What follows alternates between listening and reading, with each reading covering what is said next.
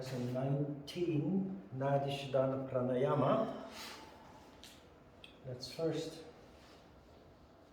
talk about what pranayama is. Most people who have practiced yoga, they learn pranayama in the form of breathing exercises.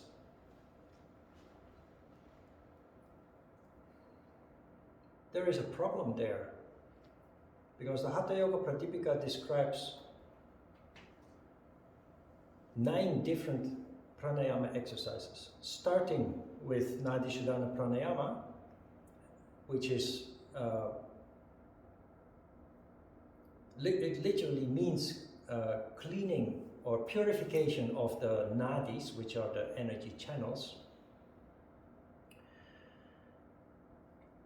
And Nadishadana Pranayama we will repeat 13 times, and then we learn 4 out of 8 pranayama exercises that each have their very distinct purpose, dealing with certain diseases that humankind is suffering from in a very systematic way. People who learn pranayama as breathing exercises, they never learn 9 breathing exercises, simply because it's impossible to do them the way they are described in chapter 2 of the Hatha Yoga Pradipika. It's impossible to do them as a breathing exercise. Most people don't know that there are 9 because they do not study the Hatha Yoga Pradipika or other scriptures that contain the pranayama exercises. And they also are not aware of the fact that pranayama is subject to a certain structure. Prana, by the way, does not mean breath. It means vital energy. Ayama means sending or giving direction to. So your pranayama exercises, you give direction to vital energy.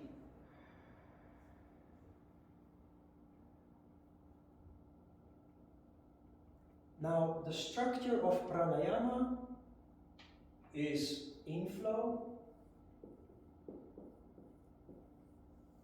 retention, which is called kumbhaka in Sanskrit, outflow,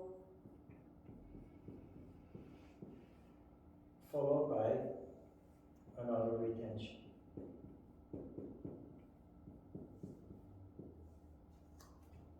Not only that, you count. In the Kriya exercises we have played with Shiva and Shakti in and outflow, but we give it structure now. The count is always the same. It's always according to a certain ratio. A ratio of 1, 4, 2, 4. The basic count where we start is 12, times 4 is 48, times 2 is 24, times 4 again is 48.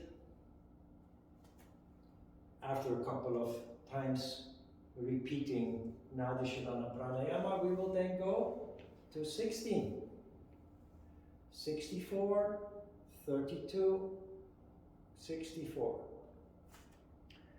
The highest count after some years of practicing pranayama, the ultimate count is 80,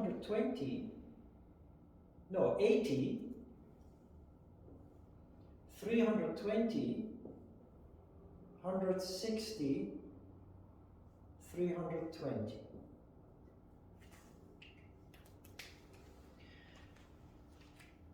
None of the pranayama exercises can be done if you stick to this structure. Why? Because you would simply die holding your breath so long. Not only that, you don't count like you usually count, like 1, 2, 3, 4, but to give it strength, you count very slowly. Like in English, you would count 1001, 1002, 1003. In yoga, we count with Om, because it's yoga. Om 1, Om 2, Om 3. Why is this important? Because if you rush, it has no effect. Or the effect just barely brushes you. If you do it very slow and deliberate, it just works deeper. So do not rush. We have enough time to do the whole exercise and have some time left to concentrate on nada. You see the problem. If you do this as a breathing exercise, you inhale, counting to 12. Slowly, then you hold your breath, which is possible. Most people with a little bit of practice, they can hold their breath for 48 seconds. If you count slow, it already becomes difficult. Outflow 24. You have to breathe out very slowly, torturingly slowly, but possible. After complete exhalation, you should then hold your breath again. Here you really get in trouble, even if you can hold your breath after the inhalation. After exhalation is not possible anymore. And that's only the basic count. So just try to imagine when the count increases. It's just not possible anymore, and it means that if you're the least bit skeptical, you start asking questions. You understand how this works? Your teacher tells you it's a breathing exercise. Nadi Shodhana Pranayama is generally done like this. Inhale, exhale through the different kind of nostrils. Now when I started practicing yoga, I also learned Nadi Shodhana Pranayama. So later I realized something very funny happened, because I am skeptical. Of course I did not know, because I learned from a book. I didn't have a teacher to guide me. In the very beginning I learned from a book. I learned from Ajita that it works like this. Ajita was guided by traveling yogis from India, Dr. Sharma and Dr. Hari Upajay. But when I learned Nadi Shodhana Pranayama, I thought, what nonsense is that? If I inhale through the left nostril and I exhale through the right nostril, and that is then supposed to cleanse my nerve channels or nerves, I thought, in my simplicity, I thought, it doesn't make a difference at all whether I inhale or exhale through the left or the right nostril. So I did Nadi Shodhana Pranayama, just breathing through both nostrils at the same time, in and out. Now, no mistake about it, breathing is good. Breathing exercises are good. It's healthy, it increases the oxygen in your blood. It does make you feel calm mentally.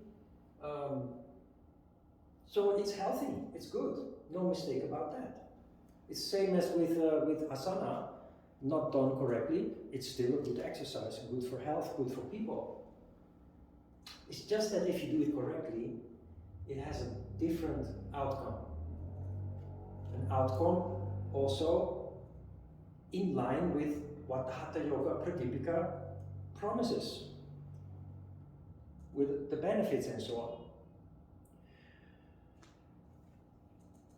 Another thing to consider is throughout the years I've had students who were suffering from chronic diseases.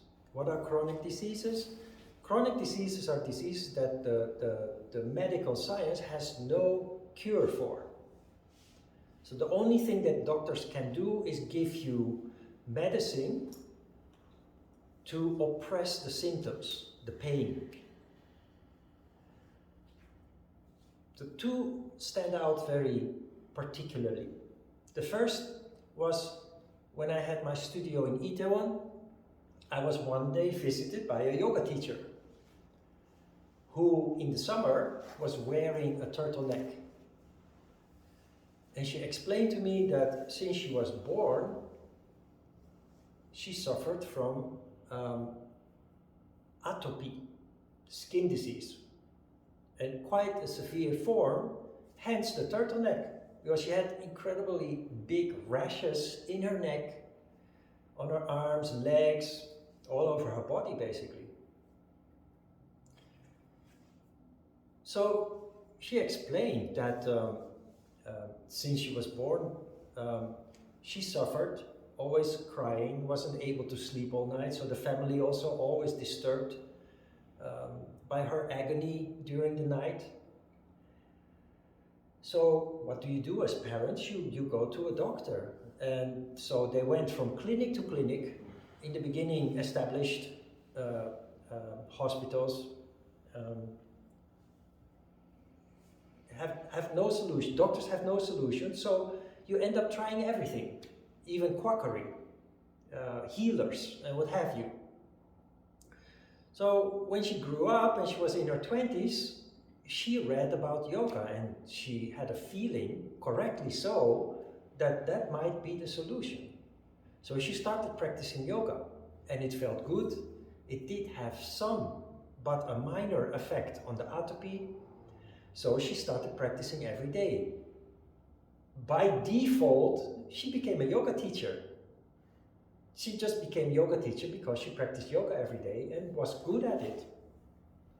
Very motivated, if you can imagine, if you have a disease that is so irritating, and everything you've tried from established hospitals to quackery, healers and what have you, shamans, nothing works, you will just be very, very motivated to practice yoga every day, twice a day even, which is what she did, and she became yoga teacher by default.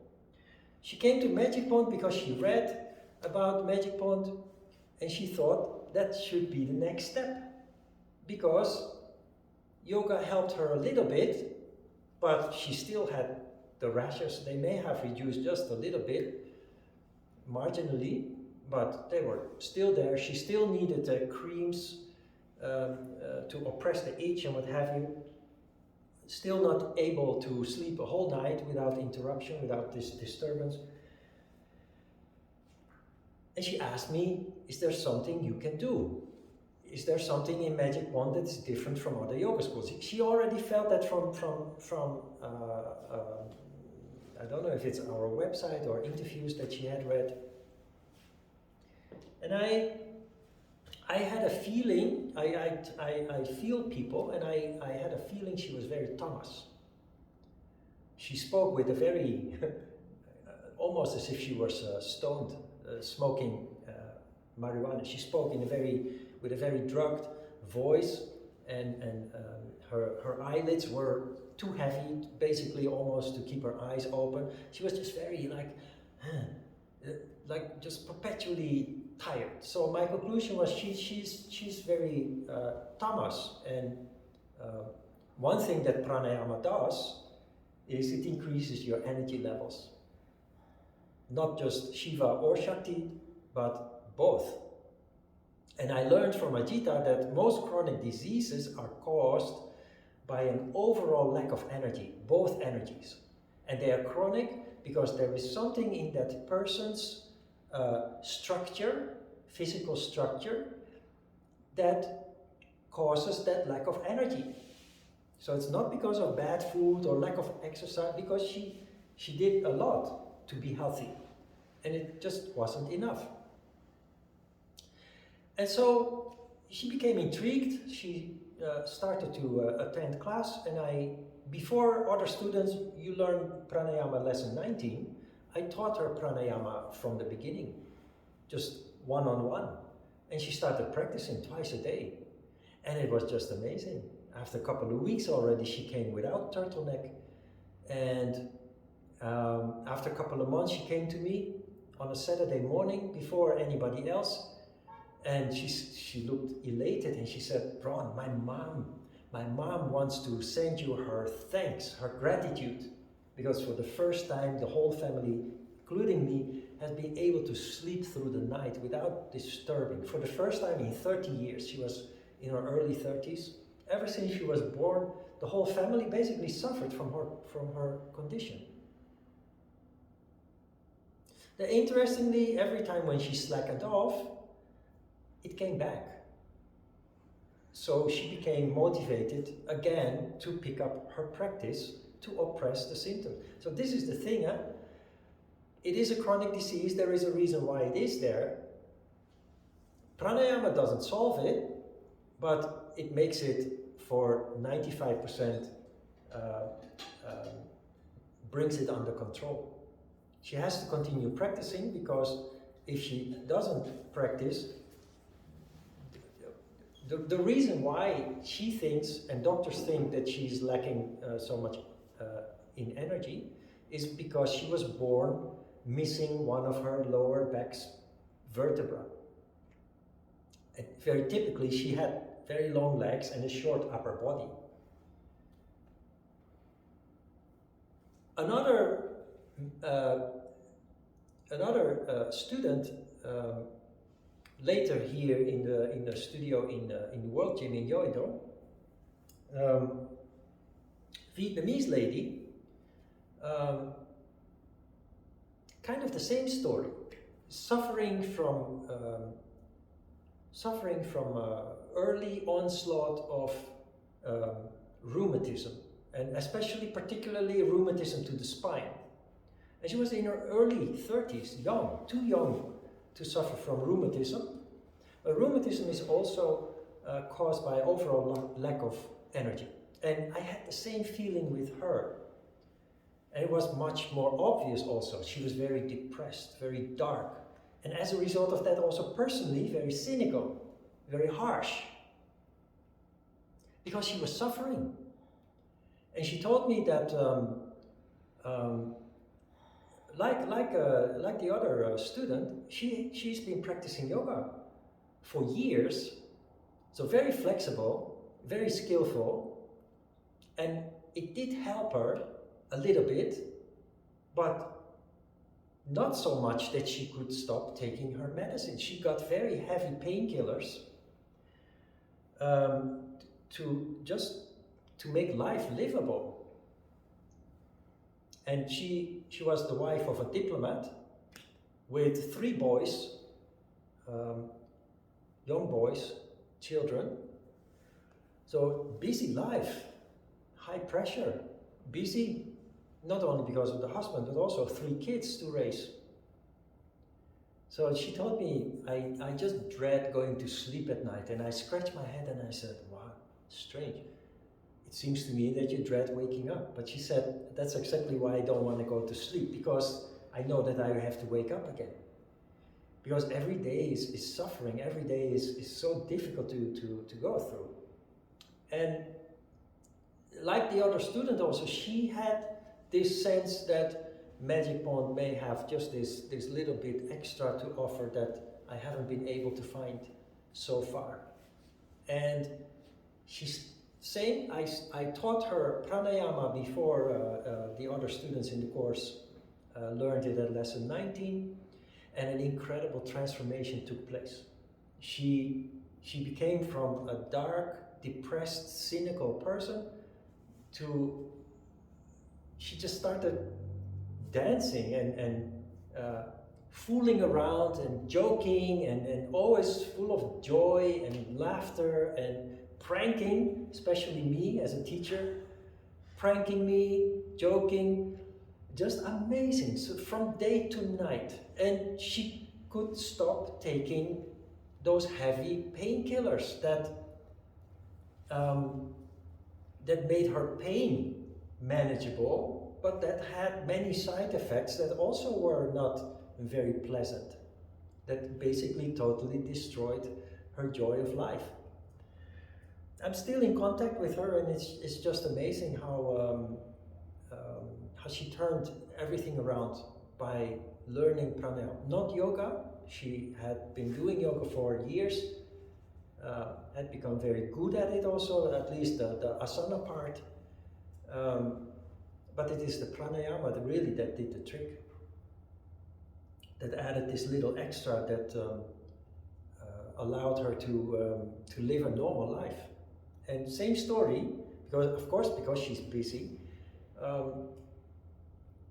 Practicing twice a day was almost an obligation because it made life livable, but there are times that you become distracted. You have to move, especially with a diplomat husband. Every 3 years you move to another location, and it happens sometimes that you don't have the motivation or the time, even the discipline to practice. And every time she does slacken off, the pain just comes back with a vengeance. But she picks up her practice again, and it becomes manageable, and no medicine required. For me, this is just, I don't need anything else to convince me that there is a big difference between pranayama as a breath control exercise or pranayama as a energy control exercise based on thought control. So that is what we'll do.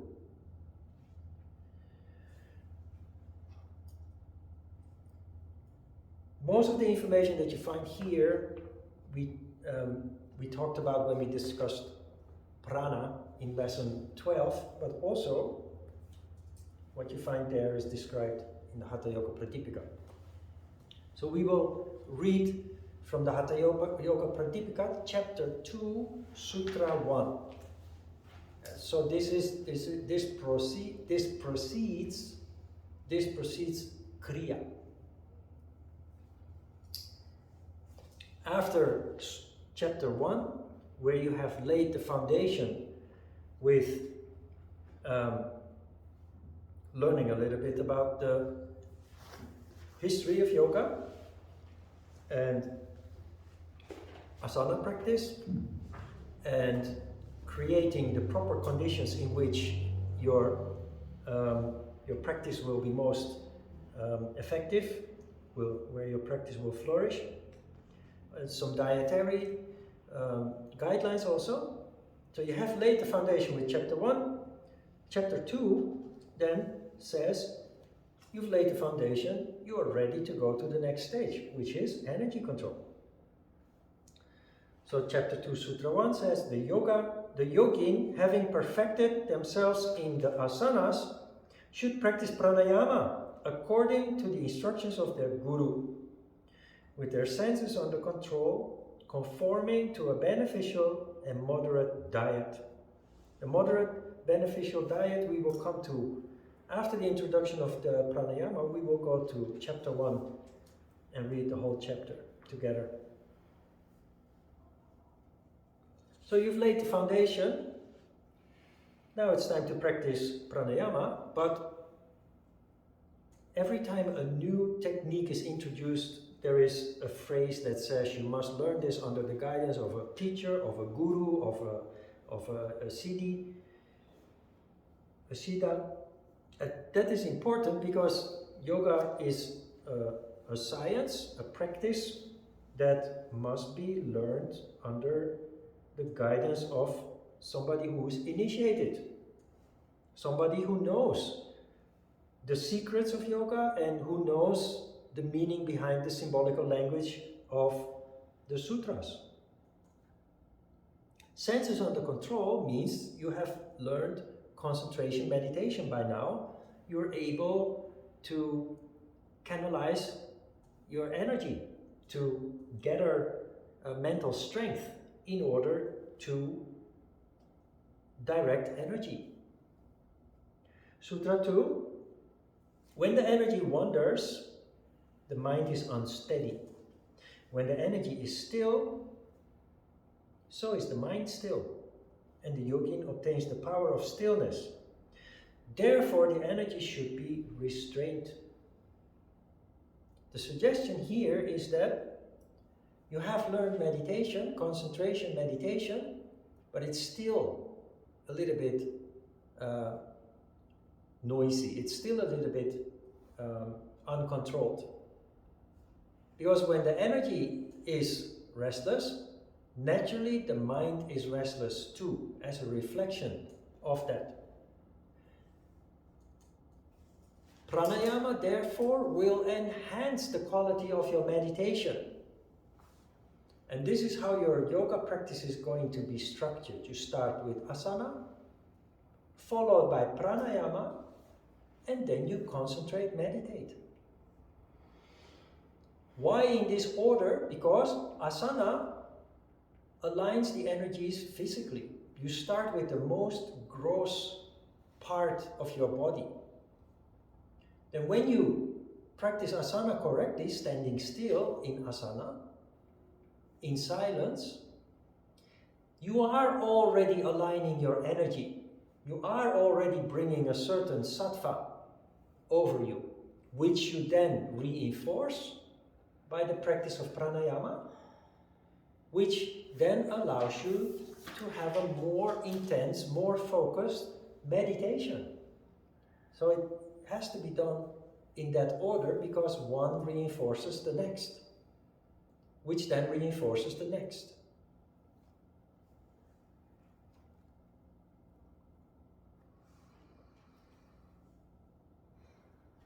Sutra 3. Life is said to exist only so long as there is energy in the body. In the energy's departure is death. Its departure, the energy's departure, is death. So one should restrain the energy. Now Ajita interpreted this sutra literally in terms of physical life and physical death.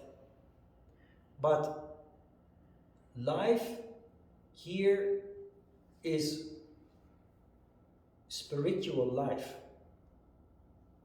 which depends on vital energy. When there is no vital energy, there is no spirit. So this is about tamas occurring when there is lack of vital energy. The people who practice yoga, from the very beginning, start generating vital energy, prana.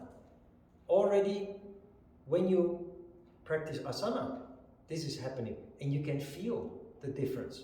And you notice that you become more conscious, more sensitive.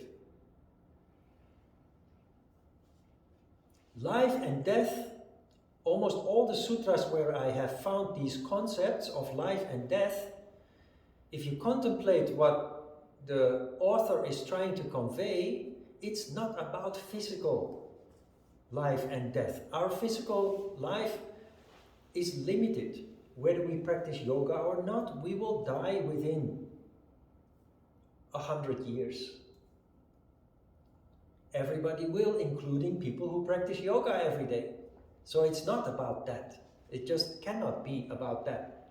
But there is a big difference in functioning when you compare people who possess vital energy, who are full of life, therefore, and people who are lacking vital energy, which is the majority of the people. So when you understand that and you read it again, it gets a whole new meaning. Life is said to exist only so long as there is energy in the body, vital energy. Its departure is death, is tamas. No spirit manifesting. So we need to restrain energy. Because energy becomes vitalized when it is relatively controlled, when we succeed in bringing about a certain harmony between the two opposing polarities. Sutra 4. When the nadis are full of impurities, the energy does not go into the middle, Sushumna Nadi. How can there be unmani avashta? How can there be attainment of the goal? Here you have it. I referred to this when we talked about the crown chakra. how can there be Unmani Avashta, the rhetorical question from the author? How can there be crown chakra functioning? How can there be the royal characteristics? How can they be manifesting? While all people latently have these characteristics embedded in them, they do not manifest unless certain conditions are created. The conditions that yoga aims to create. When the nadis are full of impurities, energy is scattered. The third channel, Sushumna Nadi, that is responsible for energy rising up that fuels the crown chakra, that phenomenon does not occur. So how can there be Unmani Avashta? How can there be life in the crown chakra without taking control of our energy household? How can there be attainment of the goal? The goal of yoga is very wide. It is liberation. It is finding our dharma, our destiny. It is connecting with the voice of the heart, soul consciousness. But the goal, the attainment of the goal is really referring to become whole again. To rise above our conditioning, the conditioning put upon us since we are born, and to become whole, to become full, to become our true self. So it's all related to energy. It's not about pretzel poses, it's not about perfection, it's not about memorizing Sanskrit words. It's about putting it into practice so that you actually change something in your energy household. Sutra 5, only when all the nadis, which are full of impurities, he keeps coming back to that, that is the normal, natural condition people are in. Only when all the nadis which are full of impurities become purified, then only does the yogin become expert in the control of energy. Sutra 6, so control of energy, pranayama, should be done daily with the mind in which the sattvika element prevails till the Sushumna Nadi is free from impurities. Sutra 7, the yogin assuming the Padmasana should draw in the energy through the moon, and having retained it as long as possible, should then release it through the sun.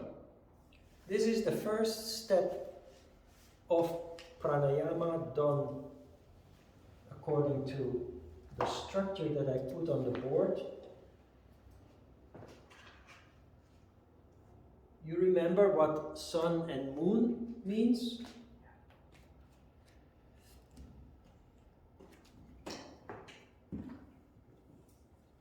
He does that deliberately. He doesn't say, take in Shiva or take in Shakti.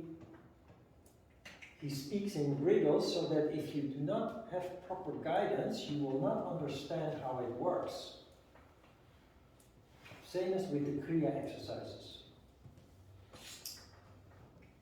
Same as with all the exercises except the asanas.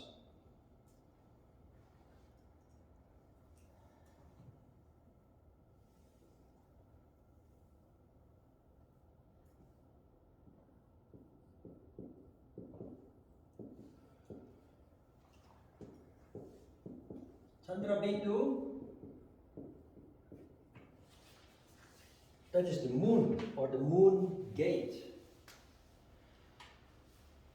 Surya Bindu,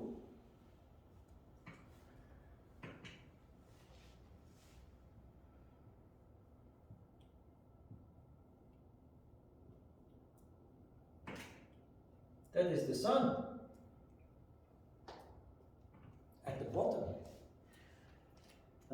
text say? Take in energy through the moon.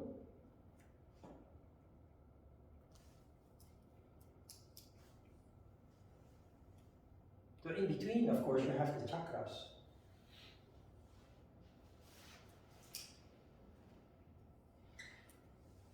Because the moon is the top of your body, the sun is at the bottom of your spine. So you have here the chakras. And actually, Surya Bindu is in the center of Muladhara chakra. So here you have Muladhara chakra, then you have Swadhisthana, Manipura, Anahata, and Vishuddhi. So, let's keep it simple. Shiva in, energy in, through the moon can only be Shiva. An initiated person knows it can only be Shiva because Shakti cannot flow down. Shiva energy comes from the top, flowing down. Then he says, after having retained it, you let it out through the sun. So this is what our exercise is now. But we'll do it only once. After the break, you will learn Nadi Shodhana Pranayama, which is different from this. Shiva in, counting to 12. Shiva in flow, counting to 12. Retention, I have to explain that a little bit, how that works. Counting to 48. Shiva out.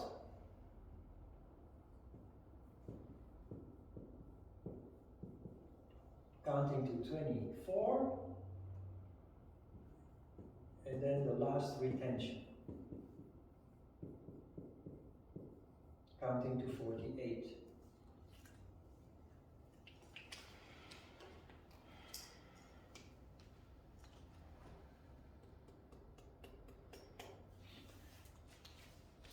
Count slowly with Om in your own language. I count in Dutch. If you're Korean, you count in Korean. If you're English, you count in English.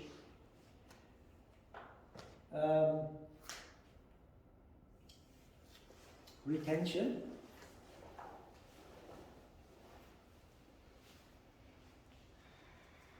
In the beginning, retention is rather superficial.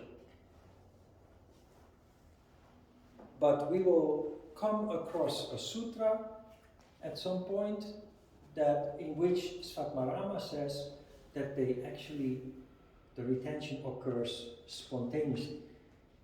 What are we talking about? We're talking about the three bandhas. Mulla bandha,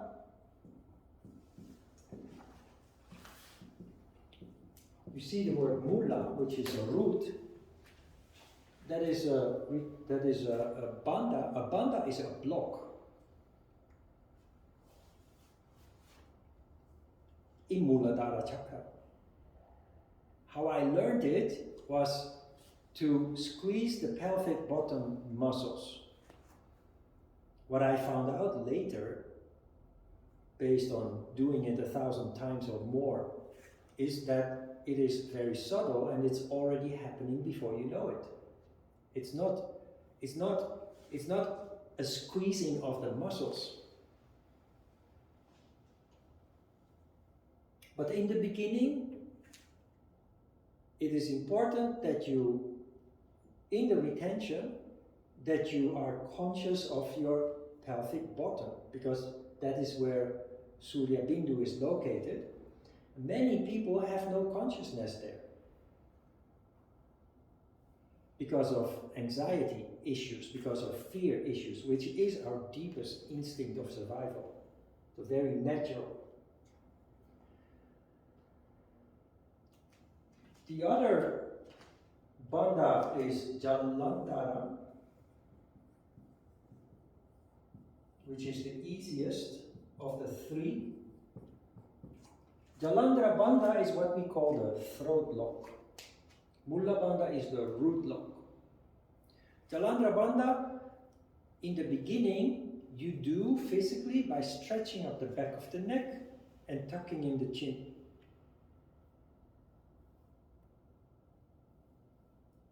With that, you close Chandra Bindu. The third one is Uddiyana Bandha, and that one we will discuss later, because those two are the most important. Uddiyana Bandha is happening already when you sit on your cushion and you are erect. So I will explain later how they engage spontaneously. But today it is important that we simply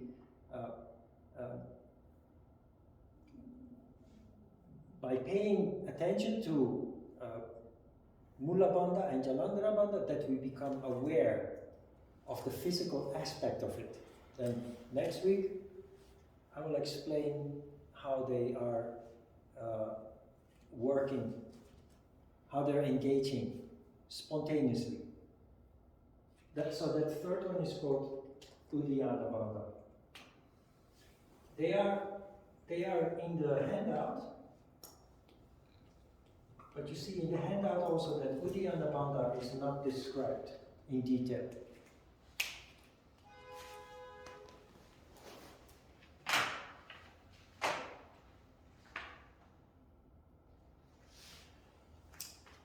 I will erase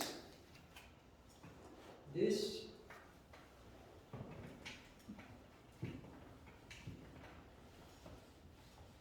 To make room for another drawing, so that you have something to fall back on when you lose track.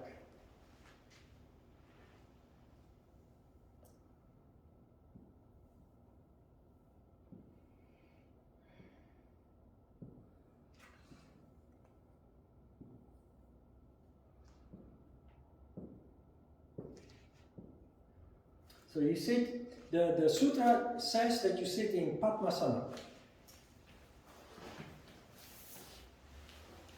Padmasana is the ideal pose. But there is something about Padmasana. Most people, even if able to do it, become uncomfortable after a couple of minutes. When you become uncomfortable, the discomfort becomes a distraction. You cannot focus. That is why we have Sukhasana and a cushion. Sitting on the cushion allows you to sit properly with the pelvis slightly tilted and a straight back, so that you don't end up like this. Sitting straight is important because it stimulates energy circulation. If you are comfortable in Padmasana and you can sit like that for 25 minutes, do it in Padmasana. Because Padmasana makes it work just a little bit better than when you sit in Sukhasana. But Sukhasana is to sit for a long time, so that you can stay focused on the exercise at hand.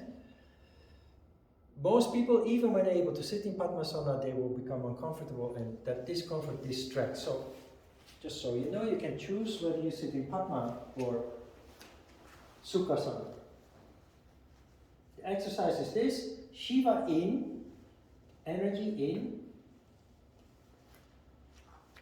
retention 48, applying a root lock and a throat lock.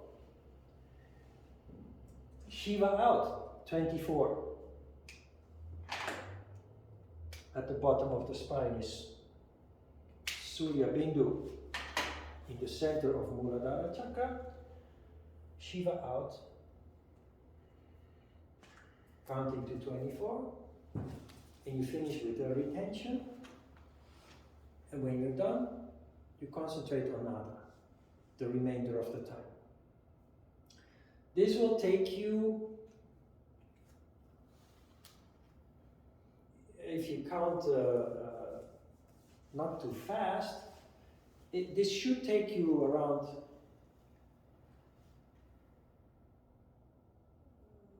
4 to 6 minutes. Around 4 to 6 minutes at this count.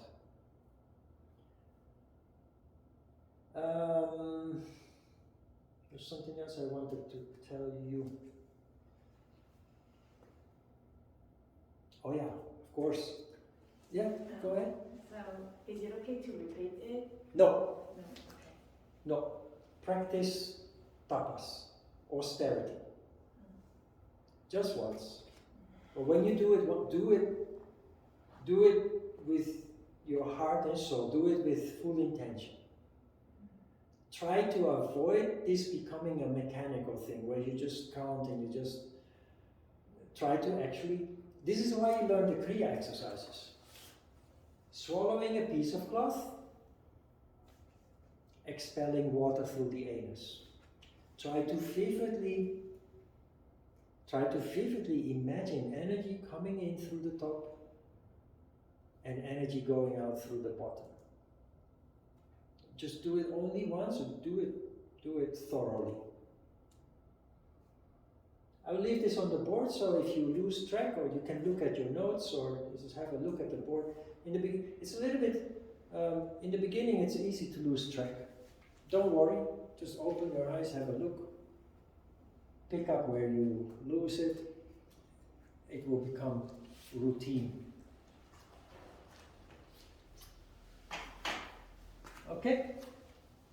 Remember, if you had not learned the Kriyas first, this would have been very complicated and difficult to put into practice.